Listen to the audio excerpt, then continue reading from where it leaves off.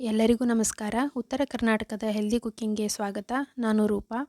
ತುಂಬ ಸಿಂಪಲ್ಲಾಗಿ, ಟೇಸ್ಟಿಯಾಗಿ, ಆರೋಗ್ಯಕರವಾದ ಗೀ ರೈಸ್ ಮಾಡ್ತಾ ಇದ್ದೀನಿ. ಹೇಗೆ ಮಾಡೋದು ನೋಡೋಣ ಬನ್ನಿ.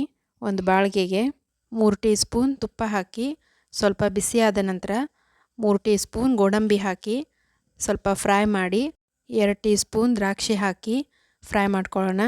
1 ಪಲಾವ್ದೆಲೆ, ಅರ್ಧ ಇಂಚಿನಷ್ಟು ದಾಲ್ಚಿನ್ನಿ, 2 ಏಲಕ್ಕಿ, 5 ಮೆಣಸು, 4 ಲವಂಗ ಹಾಕಿ ಫ್ರೈ ಮಾಡ್ಕೊಳ್ಳೋಣ. 2 ಹೆಚ್ಚಿದ ಹಸಿಮೆಣಸಿನ್ಕಾಯಿ, 1 ಈರುಳ್ಳಿ ಹಾಕಿ ಚೆನ್ನಾಗಿ ಫ್ರೈ ಮಾಡ್ಕೊಳ್ಳೋಣ. ಈರುಳ್ಳಿ ಎಲ್ಲ ಕೆಂಪಗಾಗೋವರೆಗೂ ಫ್ರೈ ಮಾಡಿ. ಕ್ವಿಕ್ಕಾಗಿ, ಈಸಿಯಾಗಿ ಮನೆಯಲ್ಲೇ ಈ ರೀತಿ ಗೀ ರೈಸ್ನ ಮಾಡಿಕೊಟ್ರೆ ಮಕ್ಕಳು ಇಷ್ಟಪಟ್ಟು ತಿಂತಾರೆ. ಅರ್ಧ ಟೀ ಸ್ಪೂನ್ ಉಪ್ಪು ಹಾಕಿ ಮತ್ತೆ ಫ್ರೈ ಮಾಡ್ಕೊಳ್ತೀನಿ. ಈ ರೆಸಿಪಿ ನಿಮಗೆ ಇಷ್ಟ ಆದರೆ ಪ್ಲೀಸ್ ಲೈಕ್ ಮಾಡಿ, ಸಬ್ಸ್ಕ್ರೈಬ್ ಮಾಡಿ.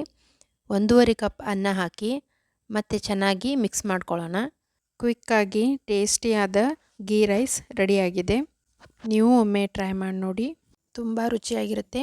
ಈ ರೆಸಿಪಿ ನಿಮಗೆ ಇಷ್ಟ ಆಗಿದ್ದರೆ ಪ್ಲೀಸ್ ಲೈಕ್ ಮಾಡಿ, ಪ್ಲೀಸ್ ಸಬ್ಸ್ಕ್ರೈಬ್ ಮಾಡಿ, ನಿಮ್ಮ ಫ್ರೆಂಡ್ಸ್ ಆ್ಯಂಡ್ ಫ್ಯಾಮ್ಲಿಗೆ ಶೇರ್ ಮಾಡಿ, ಬೆಲ್ ಐಕಾನ್ ಪ್ರೆಸ್ ಮಾಡಿ. Thank you.